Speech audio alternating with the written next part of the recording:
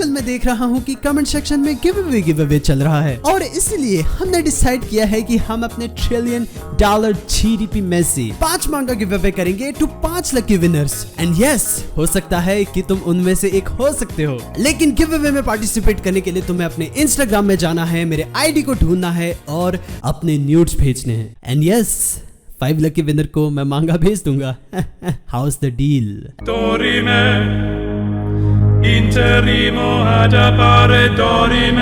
लेकिन आज हम रैंक कर रहे हैं सारे एनिमे को, therefore we are making official tier list of anime.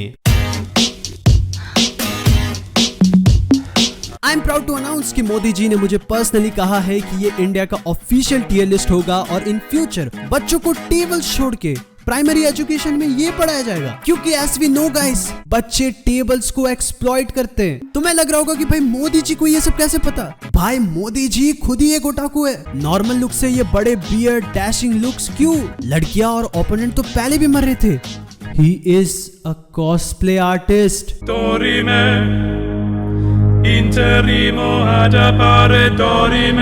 Starting with Neon Genesis Evangelion, एक ऐसा शो जो कि फोकस करता है डिप्रेशन में। इस शो को पर्सनली मैंने अपनी दुनिया में 2 नाम दे रखे हैं, डिप्रेशन शो गैलियन और एक ऐसा शो जो कि एंजल्स के फिगर को रियलिस्टिकली दिखाता है अकॉर्डिंग टू बाइबल। इवांगेलियन में तुम्हें मिलेंगी लड़कियां जो कि डिप्रेशन में है, कुछ अपने पास्ट को लेके, कुछ अपने आप को लेके। मेन कैरेक्टर का बाप जो कि एक्चुअली खुद ही कॉज है आधे लोगों के डिप्रेशन का। And at the last main protagonist Shinji, depression itself. Evangelion में डिप्रेशन वाला जो पार्ट है, मुझे लगता है कि वो काफी अच्छी तरीके से एक्सप्लोर है, क्योंकि हिडेयाकी एक जमाने में खुद ही डिप्रेशन से गुजर चुके हैं। सो जब उन्होंने शिंजी को लिखा तो उन्होंने खुद को लिखा बेसिकली।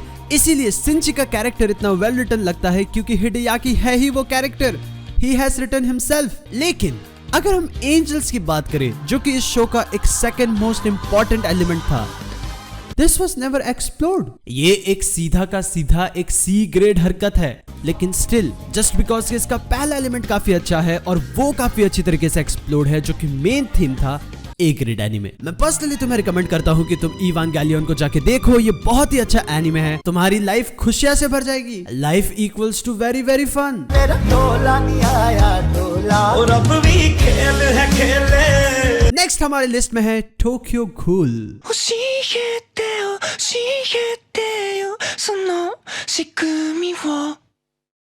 टोक्यो घूल के पास no doubt one of the best openings है। नो डाउट स्टोरी भी एक हद तक काफी अच्छी है, कैरेक्टर्स भी इसके अच्छे हैं। दैट्स द रीजन ये बी में होगा।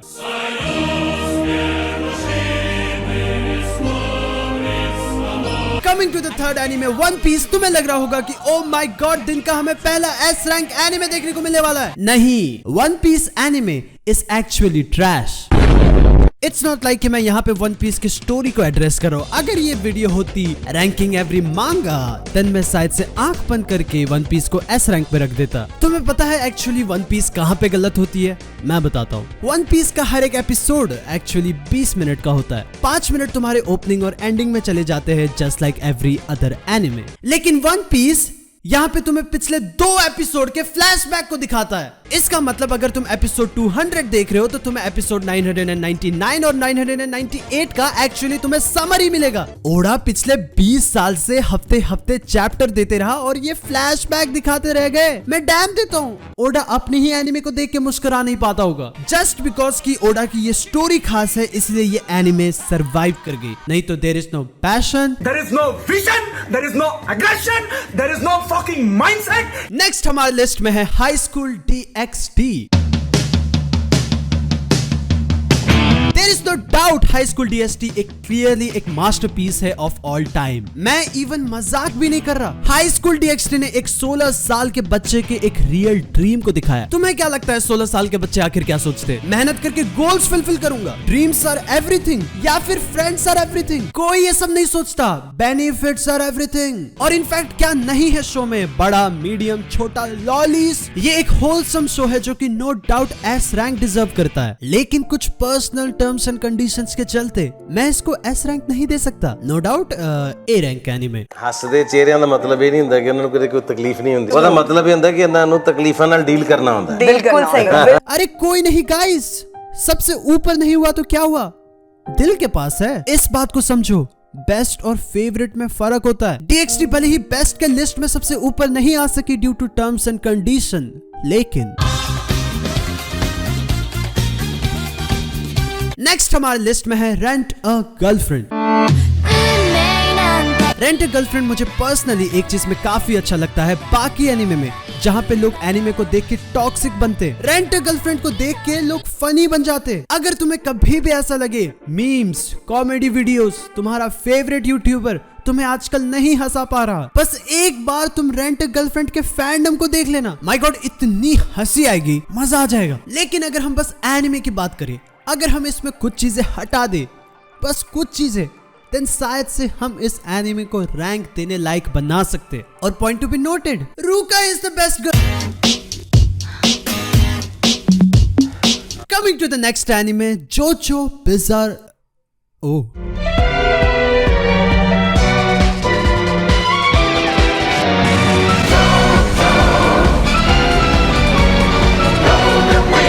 नेक्स्ट हमारे लिस्ट में है फुल मेटल अल्केमिस्ट।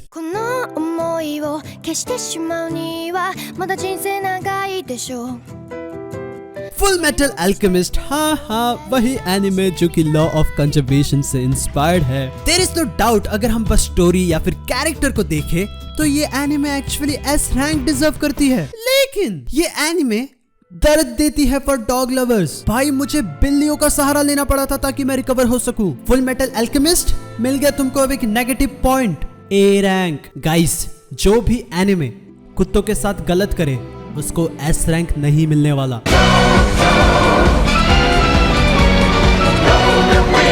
नेक्स्ट हमारे लिस्ट में है डेथ नोट। डेथ नोट वही एनिमे जिसके मेन एंटागनिस्ट के लिए आज तक कोई इंटरेस्टेड ही नहीं है। Most entertaining part of anime वहीं पे खत्म हो जाता है जहाँ पे एल मर जाता है। There is no doubt, A tier। Next हमारे लिस्ट में है attack on Titan. There is no doubt, attack on Titan recently सबसे मोस्ट पॉपुलर शो रहा है और उसने अपना नाम हिस्ट्री में लिख लिया है। लेकिन अगर तुम पर्सनली मुझसे पूछो कि अटैक ऑन टाइटन को मैं कहाँ रैंक करूंगा, मुझे नहीं पता, क्योंकि पर्सनली मुझे अटैक ऑन टाइटन का सीजन 1, 2 और 3 शुरुआत में बिल्कुल अच्छा नहीं लगा था। लेकिन फ्रॉम द सीजन 4 वो एक्चुअली मेरे लिए फायर बन गई। ये इसलिए था क्योंकि सीजन 1, 2 और 3 आई थिंक कि प्राइम फोकस उसके फाइट सीन्स, उसके एनिमेशन थे जो कि मुझे पर्सनली उतने अच्छे नहीं लगते। लेकिन सीजन 4 से एक्चुअली उसकी स्टोरी हाईलाइट हो रही थी। मुझे पर्सनली नहीं पता कि मैं अटैक ऑन टाइटन को कहाँ रैंक करूं, ये मैं तुम पे छोड़ता हूँ। नेक्स्ट हमारे लिस्ट में है ड्रैगन बॉल सीरीज।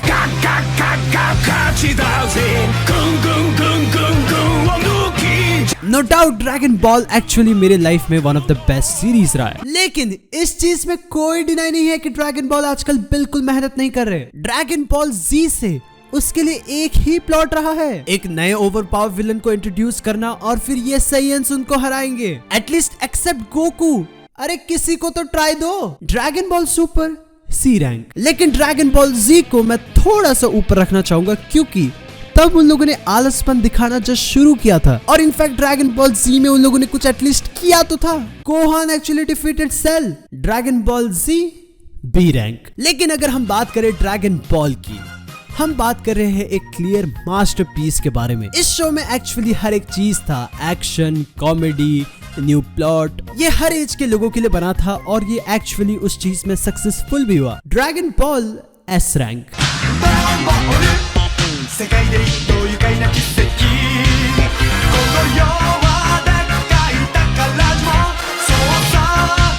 नेक्स्ट हमारे लिस्ट में है क्लैनिड।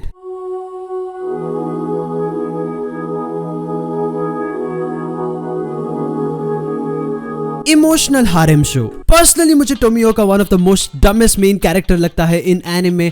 अगर मैं उसकी जगह में होता, मैं ऐसी सेटिंग कर रहा होता, मैं 6 सम कर रहा होता। और ये चीज याद रखो, it's not cheating if everything is agreed. मुझे पर्सनली लगता है कि क्लैनिड इमोशंस के साथ जानबूझ के खेलता है, नहीं तो आखिर क्या जरूरत थी एक सैड फेक एंडिंग की। हाँ, ये चीज अलग है कि ये फिर रिलेशनशिप के इंपॉर्टेंस को हाईलाइट करती है कि आखिर उसको पाना कैसा होता है, आखिर उसको खोना कैसा होता है और उसको पाके वापस खोना, उसको वापस पाना, मैं क्या बोल रहा हूँ। और the fun fact is actually इसमें 2 एंडिंग है जो कि अटैक ऑन टाइटन के फैंडम को चाहिए। एट द एंड जब तुम दो एंडिंग देखते हो तुम्हें दोनों ही एंडिंग एक्चुअली रियल नहीं लगती, क्योंकि दोनों का विजन एक्चुअली एक दूसरे से क्रॉस होता है। B rank. नेक्स्ट हमारे लिस्ट में है फेट सीरीज।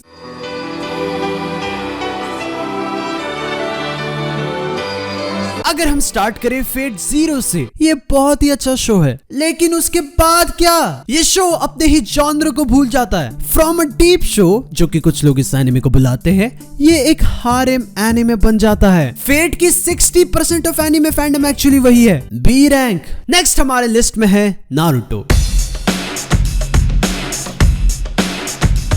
जब हम नारुतो ओजी की बात करें, देयर इज नो डिनाइंग कि ये 2000s का एक्चुअली एक मास्टरपीस है, और इनफैक्ट ये एनिमे अपने मांगा से भी ज्यादा अच्छा है। It came up with the best OSTs, हर एक एपिसोड उतने ही एंगेजिंग। नारुतो ओजी ने एक्चुअली टोटली बूम कर दिया था। There is no doubt S tier anime. लेकिन when it comes to Shippuden, मैं बस एक चीज पूछना चाहता हूँ, इस शो का नाम नारुतो शिपुंडन क्यों है? आखिर क्यों इस शो का नाम उचिहा शिपुंडन क्यों नहीं हो सकता?